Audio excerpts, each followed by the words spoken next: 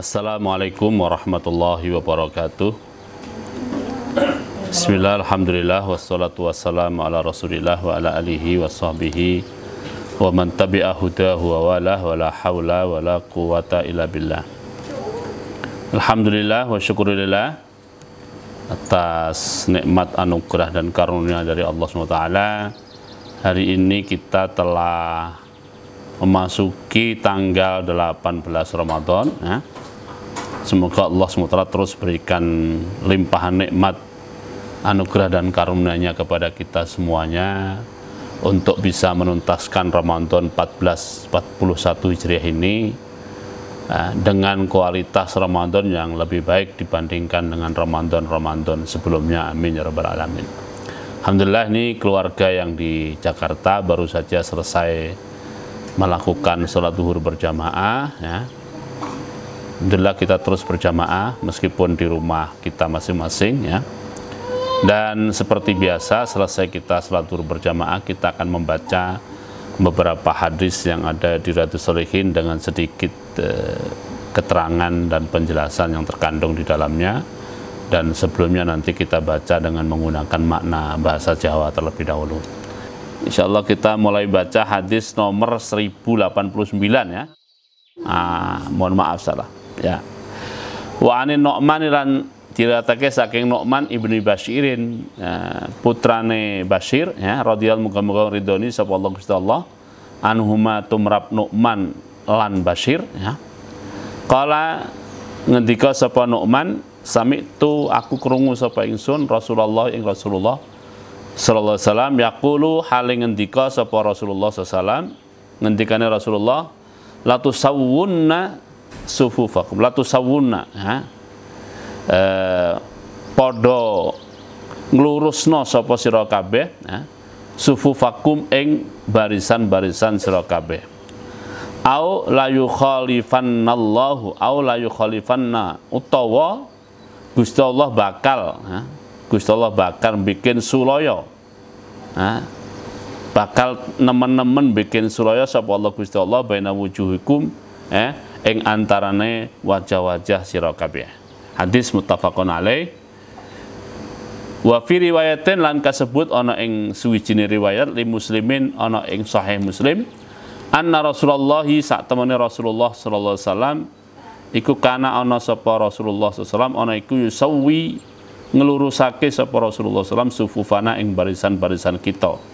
Ka'annama yusawwi kaya-kaya yusawwi ngelurusake sapa Rasulullah sallallahu alaihi wasallam biha ana ing sufufana al-qidaha ing panah, pucuk-pucuk panah ya.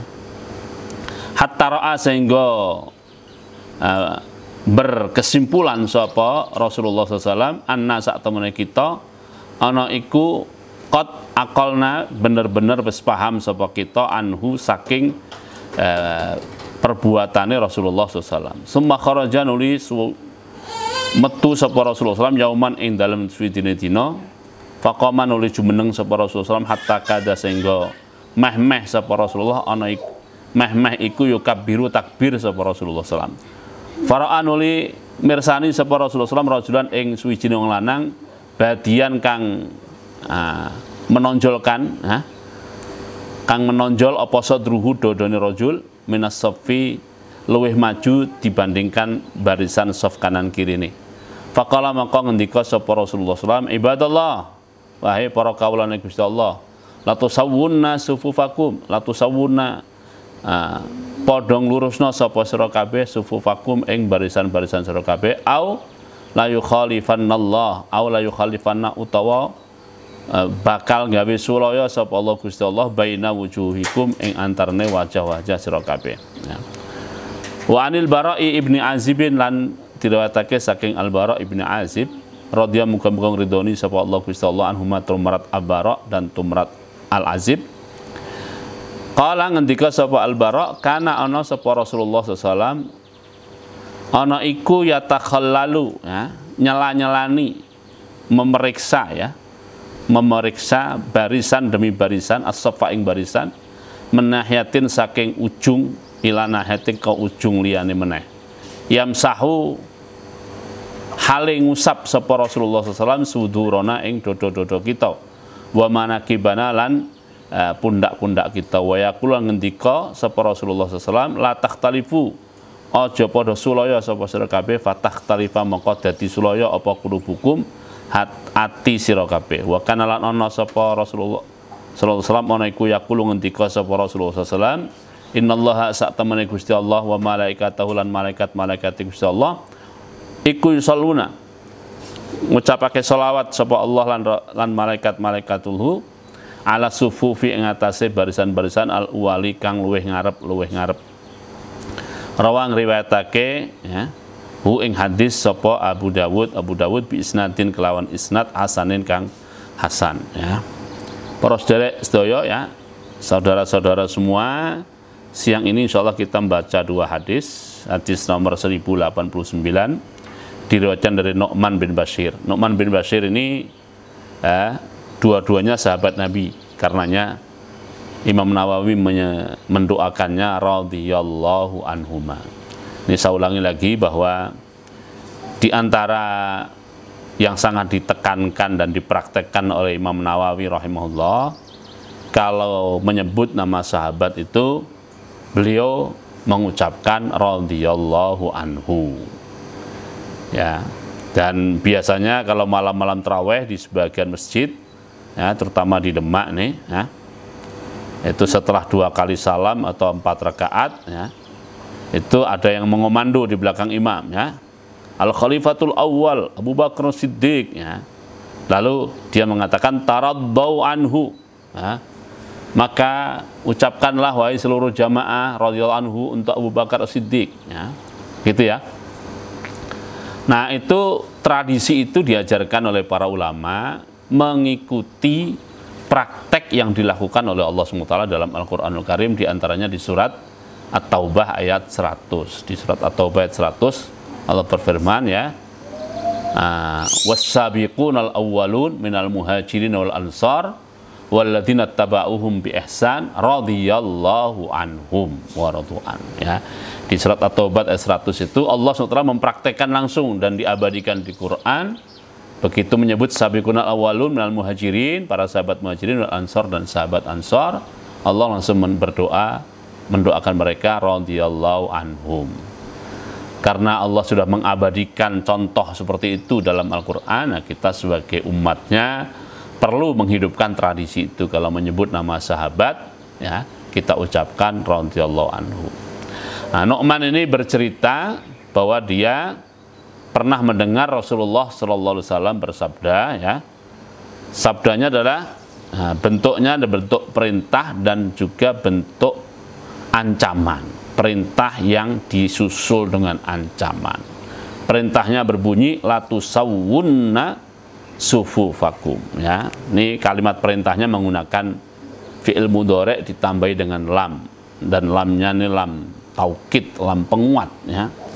Jadi sungguh kalian mesti meluruskan barisan-barisan kalian ya. Nanti standar lurusnya akan seperti apa kita lihat di riwayat berikutnya ya. Nah, kalau perintah ini tidak diindahkan dalam arti jamaah, kita sebagai jamaah, sholat jamaah tidak mau meluruskan barisan kita, maka yang tidak mau itu diancam dengan ancaman aula yukhalifannallahu baina wujuhikum. Allah SWT akan menjadikan wajah kita dengan wajah kita yang lain itu selalu berbeda. Ini ada dua pengertian, ada satu pengertian mengatakan di akhirat nanti wajah kita akan diubah oleh Allah SWT. Diubah menjadi apa tidak disebutkan di hadis ini, karena sudah berkali-kali diperintah, sudah berkali-kali disuruh, sudah berkali-kali diarahkan, kok tidak diindahkan, nanti muka kita akan diubah. Ini salah satu tafsirnya.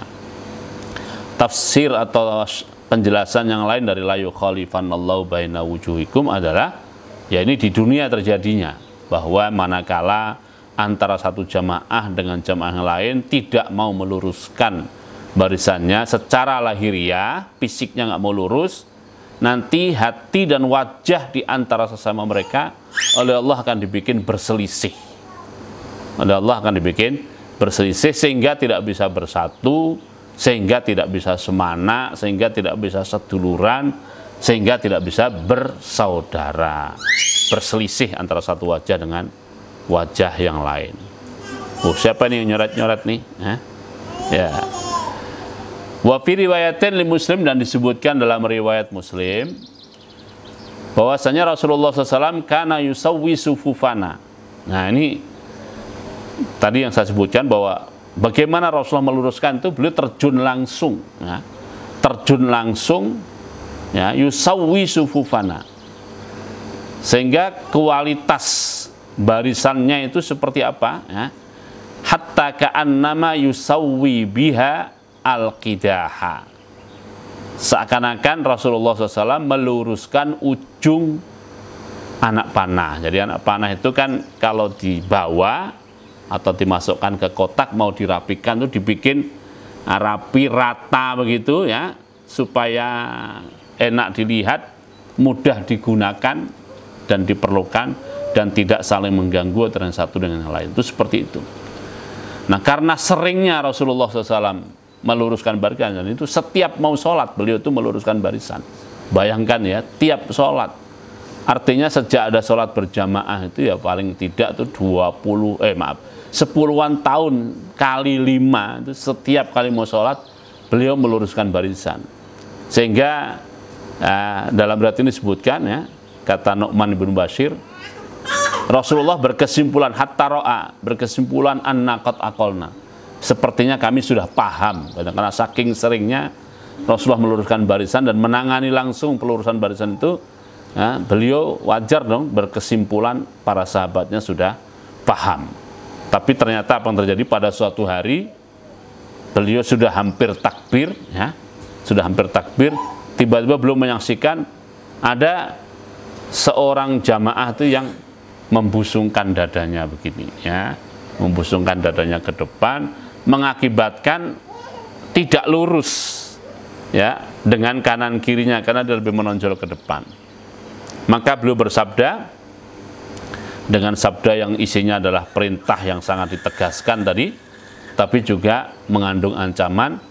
Nah, walaupun beliau SAW tahu siapa yang menonjolkan atau membusungkan dadanya itu, tapi beliau biasa kalau memberikan arahan itu tidak sebut nama. Beliau bersabda, ibadallah, wahai para hamba Allah, ya, wahai para hamba Allah, la tusawwunna sufufakum aw la yukhalifannallahu baina wujuhikum, ya. Di hadis 1090 ini dari Al-Bara ibnu Azib radhiyallahu anhuma, bahkan semakin jelas seperti apa dulu Rasulullah meluruskan barisan itu, ya. Jadi beliau tidak hanya seperti sebagian kita kalau memimpin sholat, ya, menghadap kepada makmum, itu masih bagus. Bahkan sebagian imam itu dia tidak menghadap makmum, tetap menghadap ke arah kiblat sambil mengatakan sawu sufufakum, sawu sufufakum, luruskan barisan. Nah, ada yang lebih bagus dari itu, dia posisi menghadap ke jamaah, lalu mengeluarkan perintah sawu sufufakum atau istawu, ya, luruskan, ya, barisan kalian. Nah, tapi dua-duanya ini belum menteladani Rasulullah secara sempurna, ya. Biasanya nggak bisa menteladani sempurna itu karena banyak faktor. Faktornya imam sekarang itu tidak sehebat imam-imam pada zaman dahulu, ya. Karena imamnya sekarang takut sama jamaahnya, ya, gitu. Jadi imam itu kan pemimpin, tapi takut sama yang dipimpin. Kalau dulu imam ya imam beneran gitu. Nah, praktek yang dilakukan oleh Rasulullah SAW dalam meluruskan barisan itu, beliau turun langsung, ya, seperti inspeksi pasukan gitu, ya, seperti inspeksi pasukan, ya. Digambarkan di hadis 1090 ini, yatakhallalus shaf. Beliau bergerak dari satu shaf ke shaf yang lain. Wah, keliling gitu ya, dari satu shaf ke shaf yang lain. Nah, itu namanya yatakhallalus shaf. Bahkan min nahiyatin ila nahiyatin, dari ujung shaf sampai ke ujung shaf yang lain, ya. Nah, saat beliau melewati shaf itu dari ujung ke ujung tadi, apa yang beliau lakukan? Yamsahu sudurona. Kalau ada yang dadanya terlalu menonjol ke depan, beliau pegang, didorong ke belakang supaya rata dengan kanan kirinya, ya kan? Wa manakibana, kalau ada pundak yang tidak setel dengan kanan kirinya, ya, beliau setel supaya apa namanya? Supaya sejajar dengan rapi, sejajar dengan rapi. Nah, bayangkan ya, jadi setiap kali mau sholat itu, anggap saja itu berlangsung selama 10 tahun kali 5 waktu, selalu begitu yang dilakukan oleh Rasulullah SAW. Ini hebat ini ya, beliau mengajarkan ini bagaimana membariskan umat Islam di hadapan di hadapan munajat pada Allah SWT. Ini luar biasa, dibariskan sedemikian rupa sampai turun tangan langsung ya. Kalau yang menonjol didorong, kalau bungkuk ke belakang ditarik ke depan ya. Jadi persisi antara persisi antara bahu dengan bahu itu diperhatikan betul oleh beliau sallallahu alaihi wasallam.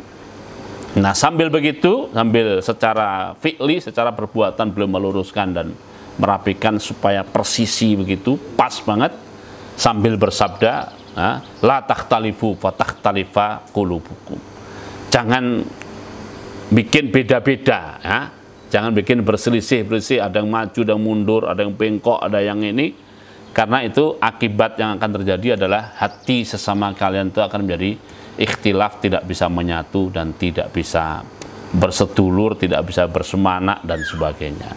Dan juga kadang-kadang beliau bersabda, innallaha wa malaikatahu yusholluna 'alas sufufil uwal. Nah, ini beliau mendorong lagi agar orang itu bersemangat untuk masuk dalam barisan yang pertama. Kalau sudah penuh rapat lurus baru masuk barisan kedua, ketiga dan seterusnya.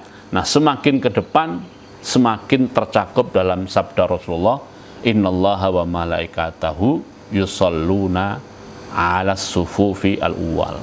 Bahwa Allah dan malaikat-malaikatnya selalu bersolawat kepada mereka-mereka yang berada di barisan-barisan awal. Nah, inilah kajian kita, 2 hadis yang kita baca pada siang hari ini. Semoga menjadi pelajaran dan ilmu yang bermanfaat bagi kita. Allah berikan taufik kita kepada kita untuk bisa mempraktekkan dan mengamalkannya, dan semoga Allah ya tambahkan nikmatnya kepada kita manakala kita mau mengindahkan ajaran-ajaran Rasulullah ini. Kita menjadi orang-orang yang hati di antara sama kita selalu menyatu, bersatu, bersedulur, bersemangat dan bersaudara. Ya, qulu qouli hadza wa astaghfirullahi wa lakum wa lil muslimin fastaghfiruhu innahu ghafurur rahim. Wassalamualaikum warahmatullahi wabarakatuh.